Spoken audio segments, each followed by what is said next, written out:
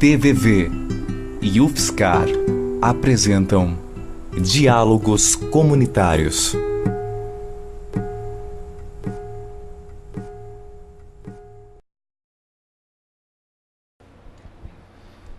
Bem, sejam bem-vindos os presentes aqui no estúdio da TVV e também os telespectadores que nos assistem pela televisão, bem como aqueles que estão nos acompanhando pela internet. Esta é a segunda edição desse projeto piloto intitulado Diálogos Comunitários UFSCar. Bem, a origem desse projeto piloto em parceria com a TVV tem a data de 2011, quando, no encontro dos docentes e discentes do campus da UFSCar de Sorocaba com os movimentos sociais, selamos uma parceria para produzir um programa aqui na TVV que pudesse, de um lado, por parte dos docentes e discentes da UFSCar Sorocaba, que pudesse socializar os conhecimentos produzidos no interior da universidade e disponibilizá-los para a comunidade.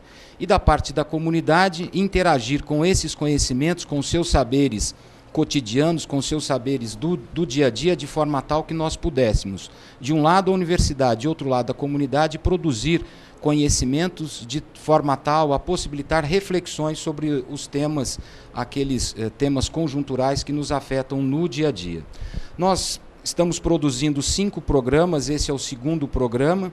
O primeiro programa versou sobre o tema Universidade e Sociedade, e neste segundo programa o tema será a construção dos espaços urbanos, limites e possibilidades. Bem, nós temos alguns canais de interação, perguntas poderão ser feitas, esse programa é ao vivo, poderão ser feitas aqui para a TVV pelo telefone 3247-1010. Esse programa pode ser assistido também ao vivo pelo site da TV Votorantim, que é www.tvvotorantim.com.br. E criamos também um Twitter.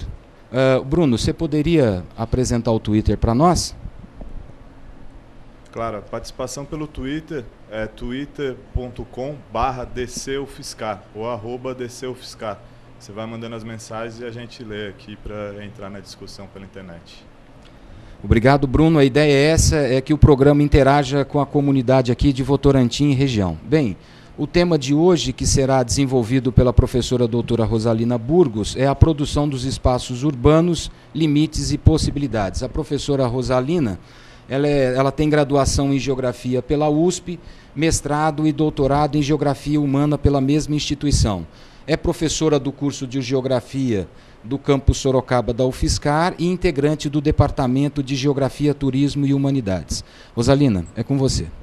Bom dia a todos. Quero agradecer todos os presentes aqui no estúdio da TV Comunitária de Votorantim e a todos que nessa manhã acompanham essa atividade, mais um Diálogos Comunitários. E a ideia, como o próprio nome diz, é que a gente tenha um bate-papo sobre o tema da construção de espaços urbanos, pensando nos limites e nos desafios, né, implicados nessa construção social que resulta nos espaços urbanos nas cidades. Então, primeiro, uma breve licença para apresentar os convidados que hoje estão aqui com a gente, para serem os nossos interlocutores, da minha direita para a esquerda, o Murilo Chiga, que é graduando do curso de Geografia, está desenvolvendo iniciação científica sobre o tema do planejamento da região de Sorocaba, que está se delineando, né, no período contemporâneo. Bruno Franks, que é estudioso e integrante do mestrado em Educação, também da UFSCar. A Cida, que é a presidente da Associação de Moradores do Bairro do Éden, né, um bairro bastante também importante aqui da região de Sorocaba. Temos aqui também o Júlio, né? O Júlio, ele é integrante do Coletivo C, que atua aqui em Votorantim, na região, né? Importante coletivo de cultura. Temos também o Mário, que também integra o programa de mestrado em educação na UFSCar. Temos aqui o Elcio, que é supervisor escolar da rede municipal aqui de Votorantim, a Adriana, que é advogada, que também nos acompanha para pensar um pouco questões jurídicas, o professor Marcos Francisco, que já conversou com a gente, e temos também aqui a Débora Bergamini, que atua no segmento de cultura e patrimônio, já teve atuante aqui em Votorantim, agora em Araçaiaba da Serra e região. Bom, então temos representantes de diversos segmentos da sociedade, a ideia é esta mesmo, interlocutores, atores de diferentes setores, para quando a gente pensa no tema da construção dos espaços urbanos, a gente tem que pensar nos diferentes atores, agentes sociais que, nos seus conflitos, nos seus diferentes interesses reivindicatórios, e de lutas dos movimentos sociais, importante ressaltar também o importante papel dos movimentos sociais, atuam em conjunto, nem sempre em consonância, nem sempre pensando da mesma forma, mas é essa diversidade justamente que faz parte do que é a cidade, do que é urbano, com os seus conflitos cotidianos, e a gente vai conversar um pouquinho sobre isso hoje, e esperamos que os espectadores via net, via TV, canal 10, também possam enviar as suas perguntas via telefone ou os canais da internet que já foram veiculados. Bom, hoje vai ser um bate-papo a partir das perguntas que forem surgindo, a gente vai fazendo um toma lá da cá e vamos conversar um pouquinho sobre o tema. A palavra está aberta para uma primeira pergunta para a gente puxar um fio condutor do tema. Vou fazer a primeira pergunta.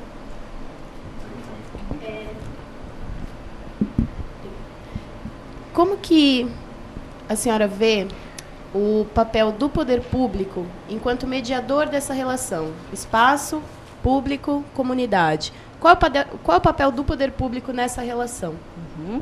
Quando a gente fala em poder público, a gente sempre pensa na representação, Então, um poder público instituído por via democrática, a gente sempre espera que seja, e que represente os anseios, necessidades, que orquestre as políticas de diferentes setores para um maior bem-estar positivo do que seria uma cidade para todos, infelizmente, nem sempre isso acontece, porque agora, jogando uma primeira provocação, num contexto capitalista, o Estado ele também não vai estar fora desse contexto capitalista. Então, ele muitas vezes se reproduz como um Estado capitalista. Então, o que é o Estado capitalista? O Estado capitalista, em primeiro lugar, ele vai vai ao encontro dos interesses hegemônicos, isso historicamente, isso se perpetua, se reproduz por diferentes formas, e tentando também fazer a administração, a gestão daquilo que o poder público não toma para si. Então, por exemplo, tem setores que são estratégicos: educação, saneamento, infraestrutura, energia, transporte, setores que, em princípio, jamais poderiam ser pensados como privados. Porém, num contexto capitalista, tudo tende, infelizmente, a tomar a forma mercadoria, e diferentes segmentos do setor privado vão se apropriando. Então, privatiza a educação, privatiza o transporte, privatiza as políticas habitacionais, privatiza-se a cultura, privatiza-se uma sequência de privatizações. E o que sobra, o que fica para o poder público? Qual o papel do poder público? Infelizmente, um contexto brasileiro, onde a gente mal pode falar que o Estado brasileiro chegou a ser um Estado de bem-estar social, foi um projeto de Estado de bem-estar social que não chegou nem a se concretizar, o Estado ele faz a gestão daquilo que o poder público, que o setor privado entende como negatividade disso. Então, ele vai meio que caminhando nessa tensão entre não deixa explodir, vamos fazer uma política aqui, porque senão vai dar um problemão, Bom, e é claro, existem iniciativas que são louváveis, e a gente também tem que valorizar quando elas dão muito certo, por isso a importância da participação dos diferentes setores, e a população, ela tem um papel fundamental nisso. Então, não é retórica, não é um chavão dizer, olha, precisamos estar conscientes de quem serão os nossos representantes. Ou, como é que eu participo efetivamente dos canais abertos, audiências públicas, saber qual que é, de fato, o programa dos vereadores, que geralmente a gente acaba esquecendo quem foi que a gente elegeu.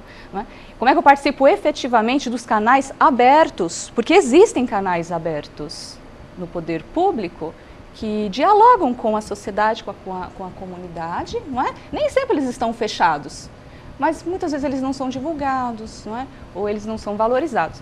Então eu penso assim que o papel do poder público como mediador, de fato, a sociedade atribui, não é? Delega aos nossos representantes que constituem, não é?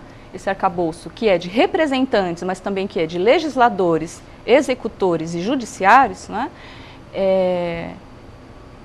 Um complexo contexto de relações, interesses e poderes diversos. Mas depende muito também dos interlocutores fazer com que esse Estado ele seja de fato um poder público, estou falando poder público, falando de Estado, né? Mas que de fato seja um poder público, de fato público, né? Que não se privatize, não é? E que não seja um poder público para alguns, que daí deixa de ser público. Né? E vai por aí caminha. Então, a gente pode pegar mais algum gancho, alguém que gostaria de contrapor, né? Ou aprofundar, por gentileza. Eu gostaria.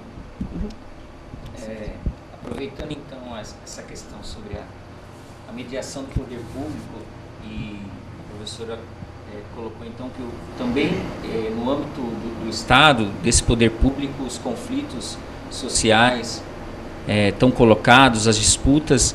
Eu pediria para a professora fazer uma abordagem sobre uma questão que é muito importante, que é para a gente pensar cidades, que é a questão da moradia.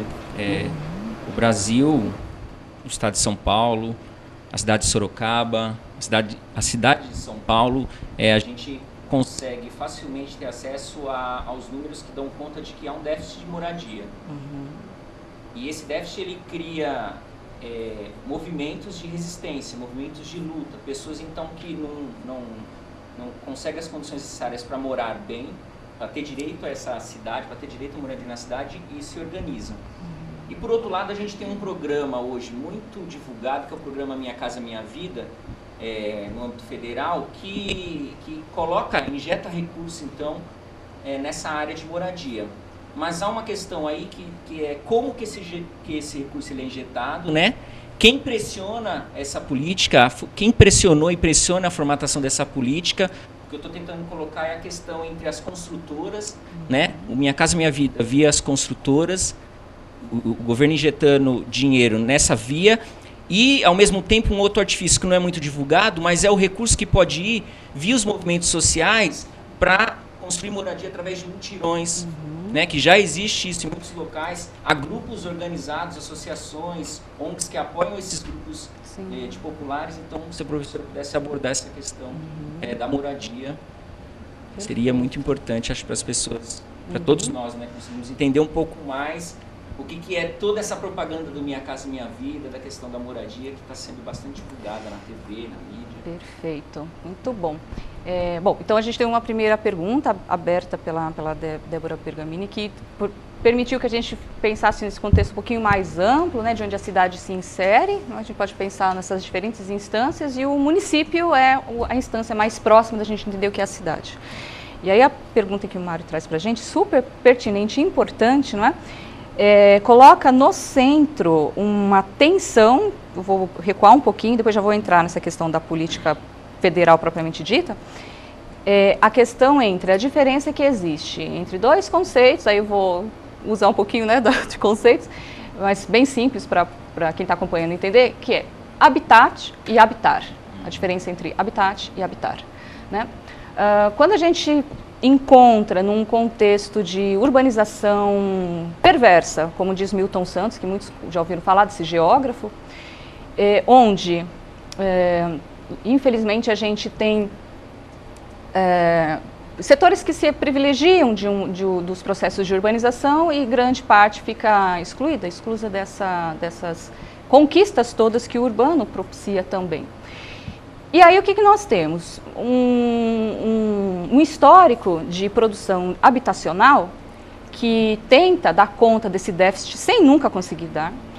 E aí os grandes conjuntos habitacionais, os modelos do que ocorreram, por exemplo, em metrópoles como em São Paulo, mas que a gente vê reproduzido em diversas outras cidades médias e mesmo em cidades menores, que assemelha-se, e essa é uma expressão que a professora Odete Seabra, geógrafa, utilizava, que parecia, na verdade, um depósito de gente, não é? Então, produção em série para resolver um problema que é o reino das necessidades, né? Então, no reino das necessidades, aquilo que é mais elementar, irredutível, o cidadão precisa ter um teto para morar, né? Ele precisa ter um endereço. Então, é um princípio, digamos, um elemento, digamos, imprescindível. Porém, esse imprescindível, ele vem repleto de uma ditadura da forma. Então, não se pensa muitas vezes quais serão os espaços públicos, as áreas comuns, como é que elas vão ser ocupadas, como é que vai ser pensado. O transporte, porque geralmente são terrenos grandes e que não estarão localizados numa situação de valorização imobiliária, porque envolve desapropriações, etc., não é? Não seria interessante para o mercado imobiliário, então, geralmente, essa população ela fica apartada, segregada, não é? Nas bordas do que é a cidade propriamente dita. Na contramão disso, então, assim, um pouquinho antes. Então, esses espaços, eles tendem muito a uma dificuldade muito grande do pertencimento. Então, aquilo muitas vezes é agressivo para o indivíduo. Embora, muitas vezes, seja muito melhor do que, bom, eu estava numa situação de risco, numa situação muito mais precarizada, e agora eu tenho uma inserção num contexto formalizado, legal, a minha primeira moradia é a minha casa. Por outro lado, este espaço, ele é um espaço concebido e muitas vezes ele não se realiza plenamente como um espaço vivido, ele é cheio de cerceamentos. Os multirões, por sua vez, historicamente, eles já implicam um sentido de pertencimento, não é? De obra, ou seja, bom, pressupõe o coletivo, a ação coletiva integrada entre poder público, entre como vai viabilizar algum setor também privado e a população propriamente dita, não é? Então, existem casos muito interessantes de multirões consolidados em São Paulo, em outras localidades, na Grande São Paulo, interior, que, de fato, com o passar, embora tenha o modelo, geralmente horizontal, casas com um pequeno quintal, não é? Todos iguaizinhos, em princípio, que existe um modelo que vai ser adotado, porém, com o tempo, a gente passa e virou bairro. Ele não é um conjunto, ele virou bairro, né? O conceito de bairro é muito importante, porque pressupõe a relação de vizinhança, de proximidade, de solidariedade, de associação de moradores, e tudo isso vai tendo ali o que? Uma ação política. Né? Não que isso não exista nos condomínios, não é isso que eu estou dizendo, nos grandes condomínios, mas a política habitacional, para dar conta de um grande déficit habitacional, não significa exatamente direito à cidade, porque direito à cidade é ir além do reino das necessidades. Então, o que é o reino das necessidades? É o irrisório, é aquilo que não posso passar sem. Mas a vida é muito mais do que isso, e direito à cidade é muito mais do que isso. É um primeiro passo. Né? Muitas vezes, ter onde morar é um primeiro passo. Com relação ao projeto, né, ao Minha Casa Minha Vida, a gente sabe que, por menor que seja, tem ali a participação do capital financeiro. Então, não entra só a ideia das construtoras, mas também do capital financeiro. Vai entrar banco, né? E a gente sabe que banco cobra juros, que o banco é juros, e guardado todo o respeito devido aos PACs, Programa de Aceleração do Crescimento, né? Foi bastante importante em diversos setores, permite, pelas suas contradições, a gente dizer que também o projeto Minha Casa Minha Vida, embora seja um projeto que permitiu a inclusão, sim, não que existam excluídos, porque todos são incluídos, às vezes, contraditoriamente, perversamente, não é? Mas uma inclusão, digamos, no setor financeiro que permite financiar um imóvel, mas, por outro lado da moeda, bem posto já pelo Mário, é o PAC das empreiteiras. Não é? Essa expressão ela foi muito veiculada pelos que pensavam a respeito disso, não é? Como que a Minha Casa Minha Vida, outro lado da moeda, é o PAC das empreiteiras. Né? Para onde vai? Então, de que forma vai, qual é o material que é usado, né? Onde que esses empreendimentos estão localizados. Política pública de habitação não é encontrar apenas um conjunto de edifícios erguidos pelo setor das empreiteiras da construção civil e empreendedores imobiliários, em termos quantitativos, quantas unidades eu tenho, quantas pessoas vão caber ali. Se eu não penso o que tem no entorno, tem escola? Tem transporte? O que tem? Tem emprego? Qual é o acesso a emprego? Bom, por aí vai, né? Então, assim, por exemplo, quando a gente pensa em Sorocaba, que é uma cidade que está em pleno processo de início de metropolização, é uma cidade média, porém com conteúdos conflitantes e em menor escala, guardadas diferentes escalas, porém com várias contradições que a gente encontra em São Paulo. Não estou falando besteira, porque eu estudei São Paulo, então eu estou aqui há 2 anos e o que eu tenho visto é isso. É uma cidade que caminha para um processo de início de metrópole. Início apenas. Mas já é o bastante para a gente ver que não existe uma política pública habitacional como deveria. E isso vai explodir. Né? E eu acredito que no entorno tem os mesmos problemas. Né? Então, não adianta ficar jogando população que sobra para lá e para cá, porque essa gente, ela é muito estranho a gente pensar em subestimar a força da população e dos movimentos sociais, porque eles são latentes. Existe também uma tendência a dizer assim, não, o povo brasileiro é um povo tranquilo, não tem manifestação nenhuma. Não é bem assim, não. É bem provável que agora, enquanto a gente está aqui no estúdio, esteja pipocando em vários lugares da cidade, não só dessa região, mas em vários lugares, grupos organizados que estão fazendo justamente o que o Mário apontou para a gente, se organizando para encontrar o direito à moradia, que pressupõe o direito à cidade no segundo momento, burlando o Parque das Empreiteiras. Que fique claro, as coisas são mais complexas e contraditórias, não é uma coisa só. Uma coisa é, ok, Minha Casa Minha Vida tem os seus méritos e eu acho que foi pensado como os diversos PACs que existiram. Agora, outra coisa é como o setor privado, incrivelmente, encontra formas de se beneficiar de tudo. Né? E nesse caso não é diferente. Né? Então, acho que os movimentos sociais que se organizam e vão via associações, outras formas de organização que não passam exatamente, né, pelos... E em algum momento vai ter que passar, né? Porque implica financiamento. Né? E financiamento é banco, e banco curva juros, por menor que seja. Né? Professora, nesse contexto de sistema capitalista de exclusão, e a partir do que você acabou de comentar sobre pertencimento, eu gostaria que você abordasse o que é realmente esse pertencimento e como concretizá-lo na reinvenção do que é a cidade. Uhum. Adriana, muito obrigada, uma pergunta muito bacana.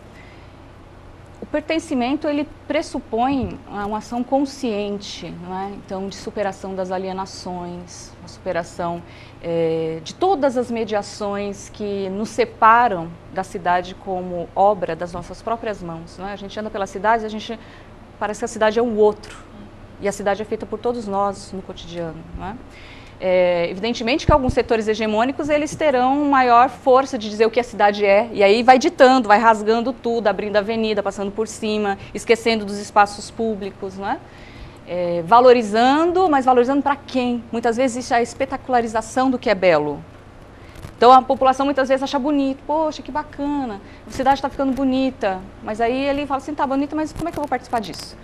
Então o pertencimento ele pressupõe uma ação direta, como sujeito não passivo, mas ativo. E aí vai via participação política, via associação de moradores, via participar dos diferentes segmentos que são dos movimentos sociais. Mas eu não participo de nada disso. Ok, mas você trabalha, dentro de onde você trabalha tem relações de proximidade, na tua rua você tem relações de proximidade, a dona de casa ela tem opinião. Né? Em algum momento isso vem à tona. Né? Então, a ideia de pertencimento é a ideia propriamente do espaço que não é só propriedade privada, mas é apropriação para a vida. Uma coisa é apropriação privada, né? Então, que é o que o mercado imobiliário faz, que é a história da formação do nosso próprio país, se a gente for pensar, né? Então, demarcação das capitanias hereditárias, não precisamos ir tão longe assim, não é? Mas quem disse que aqui não tinha ninguém, né? E as nações e grupos indígenas todos que foram extremamente genocídio, né? Um verdadeiro genocídio. É uma história de genocídios que continua acontecendo até hoje. Então a gente precisa ir muito longe para ver tudo isso. Então a ideia de pertencimento é do espaço apropriado, apropriar-se do espaço para a vida. E isso é subverter a lógica da cidade enquanto produto, enquanto mercadoria vendável. Não. A cidade, ela é uma obra. Isso, o Henri Lefebvre, vocês desculpem dar essa licença de dizer, esse autor é muito interessante, né, Henri Lefebvre, sociólogo, estudioso do urbano, né, matemático, interessante também isso. Ele nos diz, né, em várias passagens de suas obras e com colaborações de outros pensadores, justamente isso, né, a cidade deve ser pensada enquanto obra e não enquanto produto. Pensar a cidade enquanto obra é dizer, sim, a cidade deve ser pensada assim, não como uma obra de arte para ser apenas apreciada, não. A obra de arte pressupõe quem inventa essa obra. E aí, quando você inventa algo, a criatividade, quando você cria algo, você está pleno naquilo, não é? Existe uma plenitude, uma comunhão entre o cidadão que diz, esta é minha cidade, este é meu bairro, esta é minha rua. Não é bairrismo, não é isso. Mas é você se identificar e você dizer, ok, aquilo que eu quero para mim, para os meus filhos, para os meus vizinhos, para essa sociedade toda, está aqui, é isso. Não é? Infelizmente, a gente tem cotidianamente lidando com aquilo que cerceia tudo isso. Não é? Mas eu acho que está posto no dia a dia as possibilidades. Essa ideia, a palavra possibilidade, ela abre para a gente um caminho para a utopia. E essa palavra, muitas vezes, as pessoas mas aí está falando de algo muito teórico. Não. O U, que vem antes do utopia, aí vem a geografia, né? Topos, lugar, topografia. Né? O U é aquilo que ainda não tem. Uma coisa é você dizer algo que não tem lugar, é utópico. Outra coisa é você dizer aquilo que ainda não tem lugar. E neste ainda não tem lugar, a gente tem que encontrar, então, os caminhos para que isso que ainda não tem lugar venha a ter. Porque é possível que tenha. E às vezes está muito próximo da gente. Né? Às vezes, só para fechar, talvez esse primeiro bloco, acho que a gente está caminhando para um primeiro... Não sei quanto tempo a gente tem para o primeiro intervalo, ainda dá para seguir um pouquinho? Esse espaço aqui instaurado, isso aqui é um espaço político e público, porque a gente está publicizando, a partir da palavra, ideias comungadas com o que acontece lá fora, nas ruas, nos becos, nas favelas, nos condomínios fechados, não é? Então, são ideias postas para a gente pensar e que a nossa prática ela esteja colada com essas reflexões. Né? Então, vai por aí. Então, o pertencimento é isso, é a gente, de fato, ter consciência e participação na construção dos espaços urbanos, não é? Lidando com esses limites e pondo ponto de interrogação nessa ideia de limites também, porque, mais do que limites, eu acho mais interessante a gente pensar em possibilidades. Desafios sempre, não é? Limites, porque infelizmente parece que a gente diariamente encontra limites, não como limites a serem conformados, mas limites a serem superados. E quando a gente pensa em limites a serem superados, a gente começa a pensar em possibilidades. Não é? Então, o mundo do universo do possível. Então, é possível a gente ter uma política pública mais participativa, é possível a gente ter movimentos sociais articulados, é possível a gente ter secretarias municipais que dialoguem, porque muitas vezes uma não conversa com a outra, sabe-se lá por quê, não é? Não sou do setor público, então eu respeito e imagino como deve ser difícil fazer a gestão de uma cidade, mas dentro da universidade, onde nós estamos, a gente tenta fazer esse esforço de, para além dos muros, os projetos de extensão que dialoguem com a comunidade, não é? Além das pesquisas, né, que a gente tem que fazer como função social, porque nós estamos na universidade para cumprir essa função social, que é justamente pensar a respeito desses problemas todos que nos afligem, e diz respeito a todos nós, não é, em sociedade. Professora, eu queria voltar ao assunto do espaço público e perguntar o seguinte: que compreensões e definições podemos ter do que seja o espaço público para o público? Quando é que o espaço público é público? Ok, muito bom. Olha só, Elcio, legal sua pergunta, porque quando a gente pensa em espaço urbano, é sempre interessante pensar assim, existe o universo do que é a propriedade privada da terra, e não é só a terra que é privada, a gente vive vou usar de novo o termo, né? Aparece pela segunda vez, a ditadura da propriedade privada. Não é? É meu, não é teu, não é nosso, é meu. Não é? Propriedade privada, ela impera na sociedade capitalista, a gente lida com isso. Por isso que quando a gente pensa em espaço urbano, para além de todas as privatizações possíveis, é imprescindível pensar em espaço urbano pleno da experiência do espaço político e público. Então, para a gente pensar o espaço público, plenamente público, pressupõe que ele seja um espaço político. Não estou falando de político partidário, não é isso. É político no sentido mais pleno do que é a participação no embate, no diálogo, na interlocução entre os diferentes atores ou agentes sociais, o fazer política, não é a prática. Muita gente fala assim, não me envolvo com política porque eu não gosto, mas faz. Às vezes no boteco está fazendo política. Às vezes na esquina, no corredor da escola está fazendo política. Não é? Às vezes falar para o pessoal, né, que tem aluno aqui, às vezes na balada está fazendo política. Como está fazendo política na balada, professora? Está ficando louca? Não. Se está lá pensando sobre questões, problemas, e a partir dali, muitas vezes surge alguma ideia de vamos fazer alguma coisa e faz, é uma pontinha de uma experiência do que vem a ser a prática política, não é? E é uma construção, não é? É sempre uma construção. E nas escalas diversas, claro, eu estou falando do nível do cotidiano, das relações de proximidade, mas evidentemente que existem interesses e níveis mais complexos do que seja a participação política, e aí que efetiva-se de fato o que é o público, né? Então, o que é o público? Essa esfera, né, essa esfera do público e o que seja o público. O público também, o espaço público, ele também pressupõe a exposição dos conflitos mais fundantes da nossa sociedade. É no espaço público, é na rua, é na praça, é no parque, não é entre quatro paredes que as mazelas e as contradições da sociedade vão aparecer. Às vezes até aparece, mas é no espaço público, enquanto espaço político, que as contradições da sociedade vão aparecer. Quais? As manifestações diversas.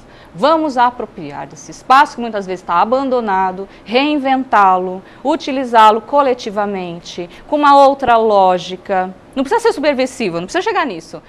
Em diálogo com o que já existe, propondo algo novo. E o que é o novo? Às vezes a gente não sabe. A gente nem às vezes espera, não dá nem oportunidade para saber o que é o novo. O que é a novidade? A cidade, ela é plena de possibilidades de reinvenção, ou de invenção, porque reinvenção já não é novo, né? De invenção, é latente, possibilidade de algo novo, algo que a gente não pensou a respeito ainda. Não é? Então, o espaço público, ele é o espaço de todos, Ali vai aparecer todas as classes sociais. Os que estão inseridos plenamente, aqueles que estão inseridos pelas bordas. Ali vão aparecer poder público, poder privado, vai aparecer quem diz não pode fazer isso, vai aparecer quem diz aqui é meu, e a gente vai dizer não. O espaço público, ele é o espaço de todos. Vai ter o poder de polícia, é muito comum que tenha, né? Mas a cidade não vive sem o espaço público, senão deixa de ser cidade. Não adianta colocar praça dentro de shopping, isso não é espaço público. Isso pode ser no máximo uma área de convivência, como posso ter uma área de convivência dentro da minha casa. Mas espaço público é o pulmão da cidade. Se a gente não cuida e não faz com que esse espaço público seja plenamente público, e sem medo de dizer, ele é público e político, sim. Ele não é político partidário, não é para colocar palanque, não é isso. Ele é político no sentido que as pessoas ali, elas estão tendo a experiência do coletivo e dizendo, ok, esse espaço também me pertence e ele pode ser melhor porque eu estou nele. Como é que eu posso contribuir para que ele seja melhor? Né? Então, a gente vai reinventando as lógicas perversas, sempre perversas. Não tem ingenuidade na cidade. Existe lugar para arte, não é? Mas ingenuidade não. Rosa, me chamou a atenção quando você falou do Lefebvre, nessa duplicidade de interpretação dos espaços, né, da cidade. O espaço como uma produção enquanto produto, e no espaço da cidade como uma produção, como uma obra, né? Isso me fez lembrar um texto do Marc Arguet, não sei se essa é a melhor pronúncia, chamada Não Lugares, né? Uma introdução à antropologia da modernidade. E é interessante porque nesse texto ele traz o conceito de não espaço. E eu gosto muito desse conceito porque a mim me parece que ele revela muita coisa daquilo que tem sido feito nesse processo de construção da cidade como produto. Né? Nesse texto, o Marc Arguet considera essa dinâmica que nós estamos vivendo nos dias atuais, que é da aceleração do tempo, e aí o tempo acelerado não nos resta tempo para refletir, para pensar e para conviver. Trabalha também com o encurtamento do espaço, dadas as condições de mobilidade que as pessoas adquiriram no interior das cidades, e trata também de um fenômeno que afeta as cidades hoje em dia, que é da falta de referência coletiva e de uma sobrevalorização das individualidades completamente fragmentadas. Essa dinâmica contemporânea, que tem interferido na construção de espaços como a cidade, produz o que ele chama de não lugares, isto é, lugares em que não há qualquer identidade, né? Lugares que são lugares mais de passagem, lugares em que as pessoas não se reconhecem e não se identificam, não é? Como já foi perguntado aqui. E é interessante porque quando a gente vai em qualquer lugar do mundo, num aeroporto, você não sabe se você está no Brasil, na Tailândia, no Japão, nos Estados Unidos ou na Coreia, porque os espaços são todos muito parecidos, são produtos. Não são obras coletivas, frutos das contradições e das identidades locais. Eles são produtos, e todo produto tem uma forma padronizada. E aí, nessa forma, a gente não se reconhece, nos causa estranheza. Então, eu queria que você refletisse um pouco, a partir desse conceito de não lugar, sobre essas possibilidades que nós temos de construção de um espaço, não como um não lugar, mas de um espaço em que possa ser identitário daquela comunidade local onde a gente vive. Obrigada, Marquinhos, pela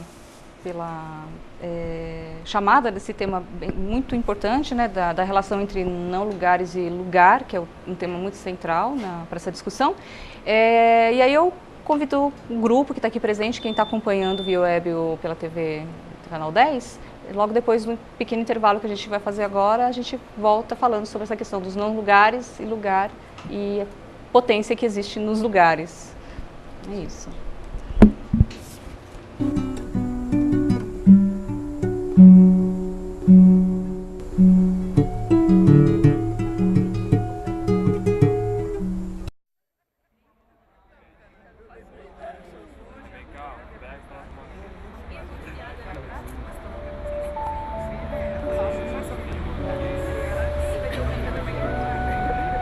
Cada um com os seus problemas. E o CVV?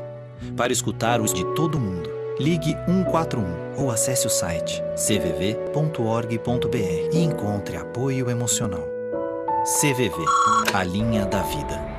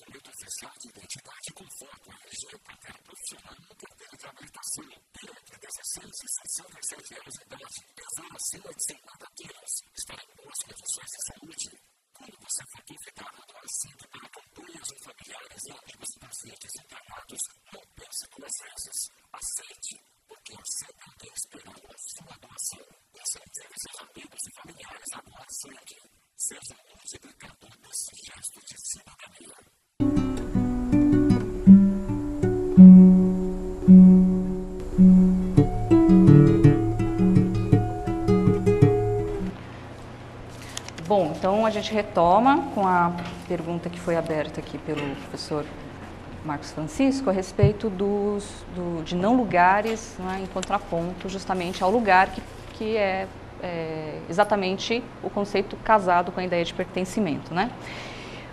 Os não lugares, eles de fato são concebidos. Existe uma tríade trabalhada por Lefebvre, que é o espaço, o concebido, o percebido e o vivido. E os três articulados resultam no espaço social. O concebido é aquilo que sai das pranchetas, aquilo que sai dos escritórios de planejamento, ligados ao setor público, ao setor privado, não é? E que orquestram como é que a gente vai circular, como é que a logística de um deslocamento de mercadorias, pessoas, ideias vai ser mais rápido, ou como estes deslocamentos eles serão simplesmente vetados, quando a gente passa grandes avenidas e não faz interlocução com bairro algum, porque eles não foram feitos para servir bairro algum, eles são feitos para que se escoem as mercadorias e os automóveis mais rápido. Isso tem em qualquer cidade que cresça um pouco mais, e não precisa ir muito longe para a gente ver que isso acontece. Então, os não lugares, eles pressupõem também um outro conceito bem interessante, que é a amnésia, é um espaço amnésico, é um espaço sem história, é um espaço que brota. Brotou. Do dia para a noite tem uma praça totalmente pavimentada, impermeabilizada, uma irracionalidade no contexto de um país tropical, extremamente biodiverso, onde as pessoas vão sentar no banco debaixo de um sol escaldante, como tem aqui em Sorocaba em alguns dias. A pessoa não senta, vai ter um monte de banco de enfeite. Isso é um não lugar, né? Um lugar que brotou de um dia para a noite, ninguém sabe como ele apareceu. Aquele banco, eu não sei o que está fazendo lá, eu não vou sentar lá, eu vou sentar debaixo da árvore que tem no meu quintal, que está muito mais agradável que aquilo.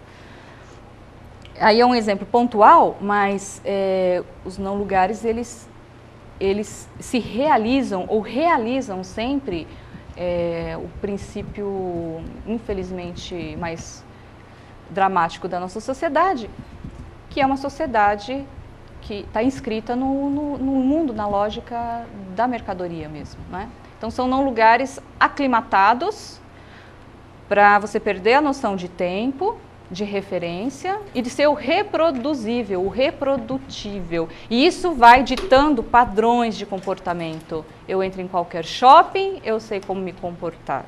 Eu entro em qualquer aeroporto, existe quase um manual de instrução de como você vai se comportar. Eu entro nas grandes lojas de departamento. Então, percebem que em todos esses espaços está presente a mercadoria, o consumo. Então, nós não somos cidadãos, nós somos consumidores.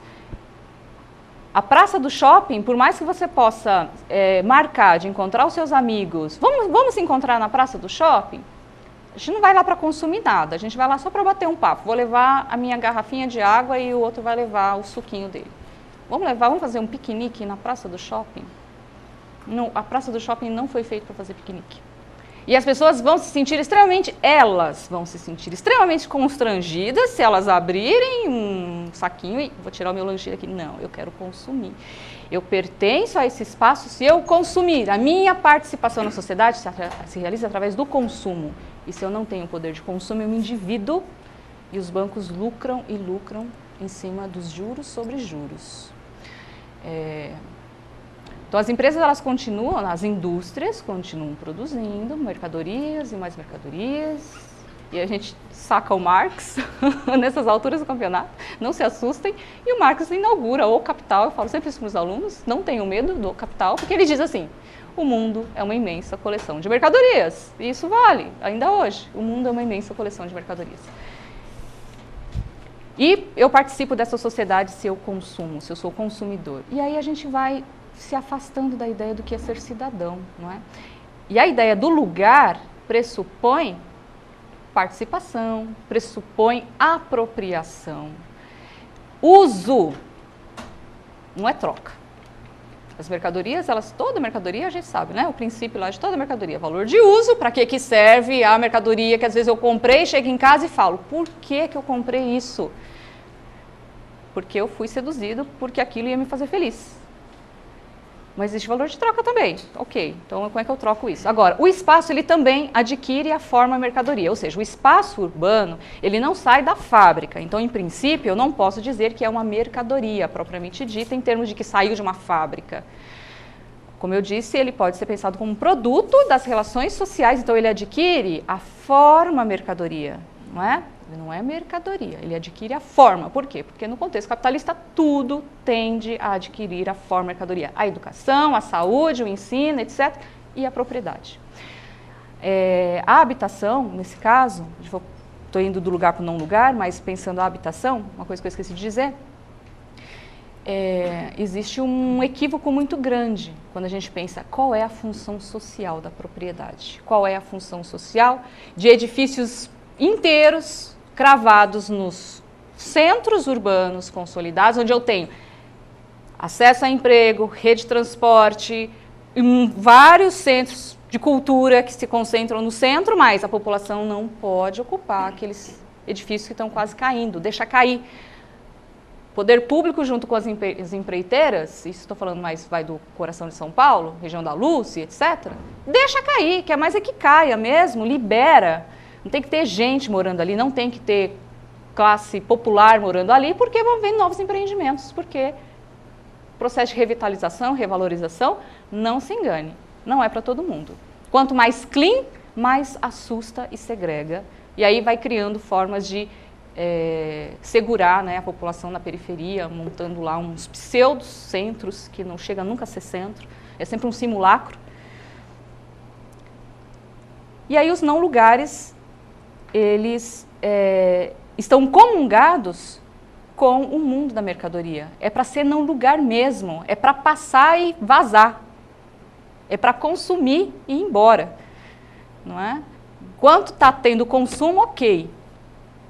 Eu já trabalhei em shopping, né? A gente não nasceu professor, não é? Eu já trabalhei em shopping center, quando terminei meu ensino médio. E eu lembro que eu trabalhava das 4 da tarde às 10 da noite. E um dia eu me dei conta que eu não via o dia terminar. Eu que adoro lua, céu, essas coisas, coisa de geógrafo. Gente, eu entro todo dia nesse caixote que não tem chuva, está sempre o mesmo clima, é sempre o clima perfeito. Para quê? Para o cidadão. Cidadão, né? Não deixa de ser cidadão. Ir lá consumir muito agradavelmente, sem sentir calor, nem frio, nem fome, porque vai ter lá a praça de alimentação tudo muito chamativo, tudo bonito, não é? E aquilo vira muitas vezes o ideário do que seja a cidade. As pessoas vão sendo seduzidas por aquele modelo e não percebem que as relações todas ali estão mediadas pela mercadoria, não é? Enfim. Por isso a importância do lugar. Talvez o lugar seja o conceito-chave da geografia, não é? Por gentileza. A Cida vai fazer um comentário. Tá ligado? Então, a pergunta, né, voltando ao espaço, não espaço. Eu já moro muitos anos aqui em Sorocaba, há 31 anos, e faço parte, eu sou, assim, trabalho comunitário, saúde, a associação de amigos de bairro. Então, a gente luta muito por praças, por um lugar para as pessoas estarem, se conversarem, se encontrarem. Só que a ideia é boa, a ideia é essa das pessoas se relacionarem, ponto de encontro. Mas o que está acontecendo, que a gente está vendo, é que não está tendo segurança. E, por isso, a gente não pode usufruir desses espaços, entendeu? O maior problema disso tudo é a falta de segurança. E eu sempre bati nessa tecla, a falta de segurança, e isso continua, e a gente vai ficar, se continuar desse jeito, a gente vai continuar sem espaço, não é mesmo? Certo. Então, se da questão da segurança é uma questão que vem junto com a lógica da segregação socioespacial. No mestrado eu estudei os parques urbanos em São Paulo. Então, os parques enquanto espaços públicos e parques que eram criados em diferentes situações de segregação. Alto padrão, Parque Burle Marx, maravilhoso no Panambi, de alto padrão, né? Que, aliás, foi uma contrapartida para eles desmatarem o que restava de pouco de Mata Atlântica, sim, tem Mata Atlântica, sim, tá? Em São Paulo, Cantareira é aquilo, é Mata Atlântica, sim.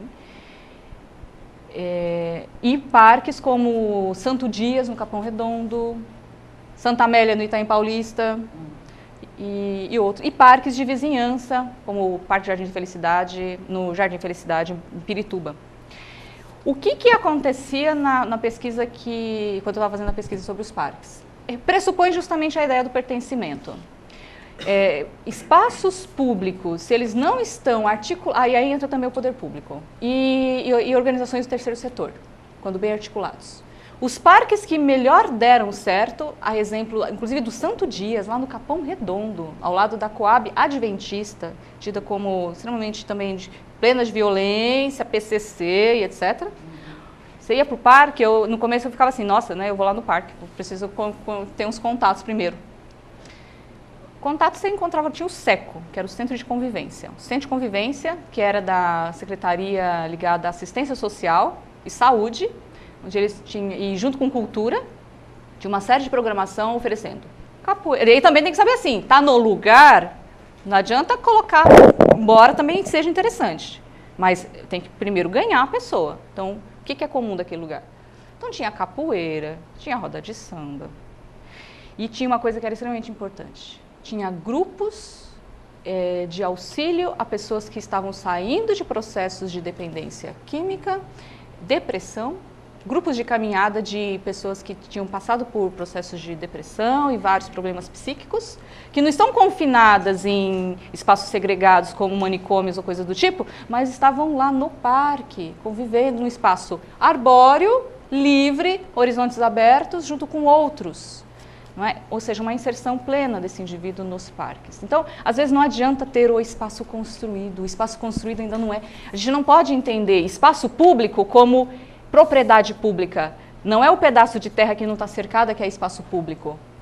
Espaço público, ele pressupõe a prática cotidiana de diferentes segmentos, né? Então, é a população que se achega, né? O que a gente faz com os meninos? Todo mundo sabe disso. Tem quadra poliesportiva, é território, vira território.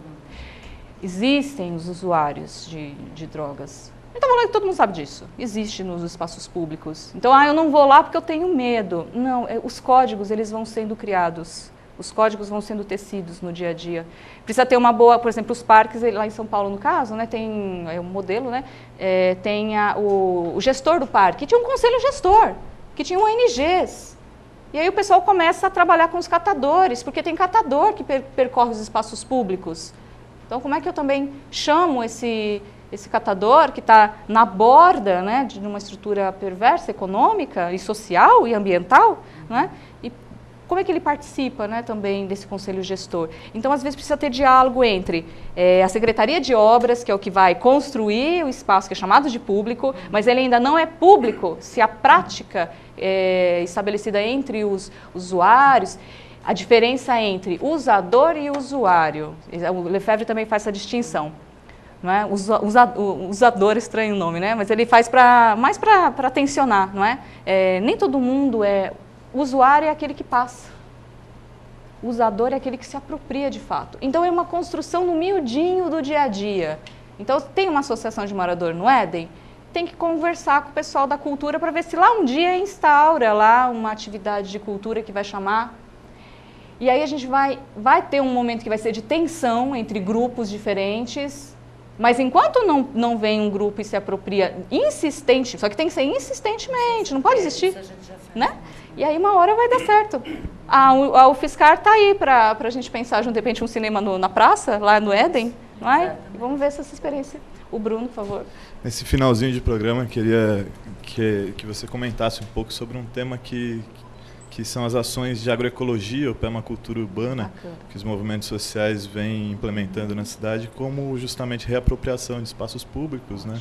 Que diz respeito tanto ao caminhar, andar mais a pé, andar de bicicleta, utilizar espaços urbanos para hortas públicas, ou mesmo em casa, fazer reaproveitamento de alimentos e a horta dentro de casa, a horta caseira. Então, eu queria que você comentasse um pouco disso, que eu acho que é um caminho que vem sendo bastante utilizado e explorado pelos movimentos sociais. Perfeito. Mais alguém, alguma última questão para eu fazer um bloco final? Júlio?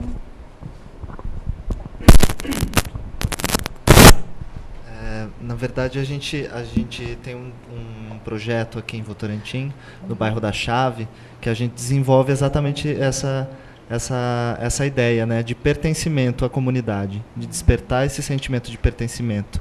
Até porque o espaço que a gente ocupou, de uma certa forma, né, se apropriou, era um espaço que estava abandonado, que estava todo quebrado pelos próprios moradores, por não entenderem que ali também é um espaço dele, né?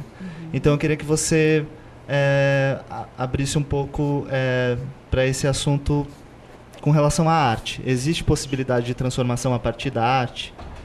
Muito boas, duas perguntas, elas nos apontam justamente, não vai dar para desenvolver muito, mas vai ficar a ideia para a gente continuar pensando, elas nos apontam justamente para as possibilidades, é aquilo que eu dizia para vocês.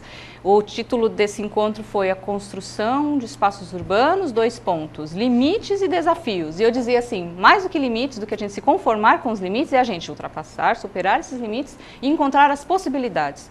Então, as possibilidades, elas residem, sim, iniciativas como a gente vê aqui em Sorocaba e em outras cidades, de dar um outro sentido a áreas como da alta tensão de energia, né? Onde a gente vê ali plantios, né, hortas, sem uso de produtos químicos, né, com participação da população que está ali no entorno. É uma experiência diferente, importante, que faz a gente repensar o significado das propriedades e que a gente pode dar outros sentidos. Pensar que na cidade todo mundo se veste, todo mundo calça, mas a gente pode até de repente se vestir menos, calçar menos. Agora, o alimento, ele é fundamental, não é? Ele está dentro do reino das necessidades.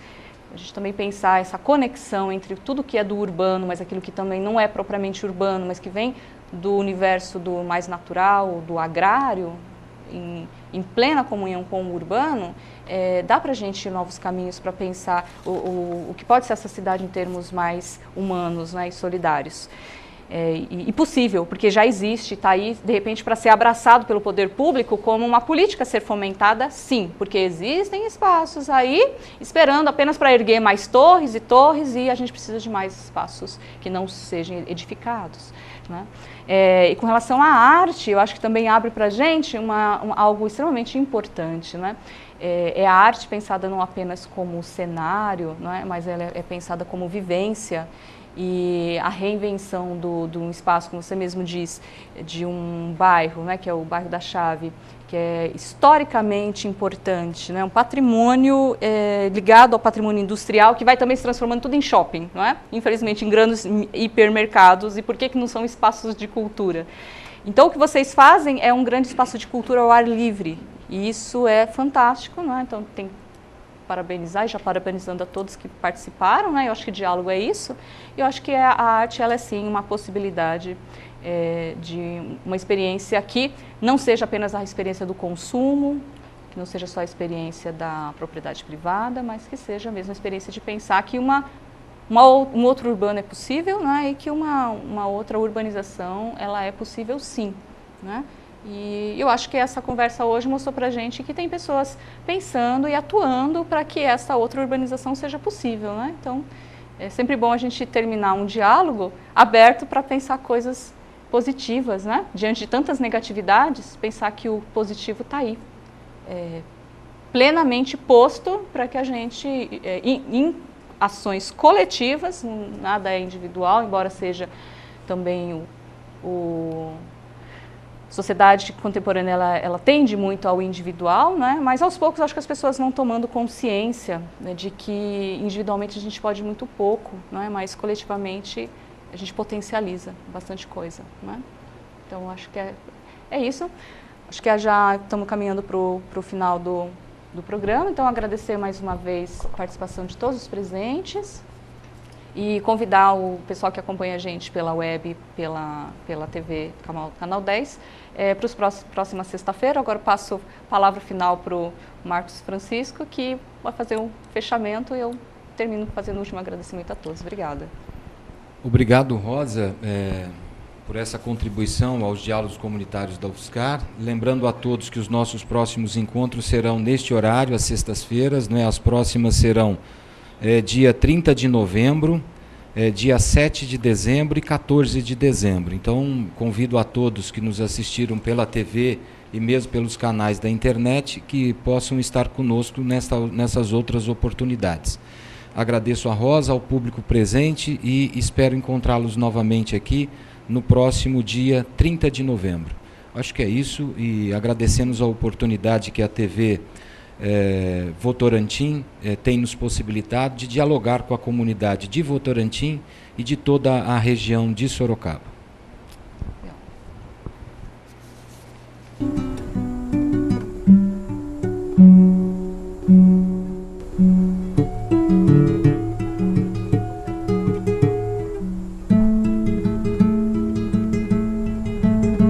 TVV e UFSCar apresentam Diálogos Comunitários.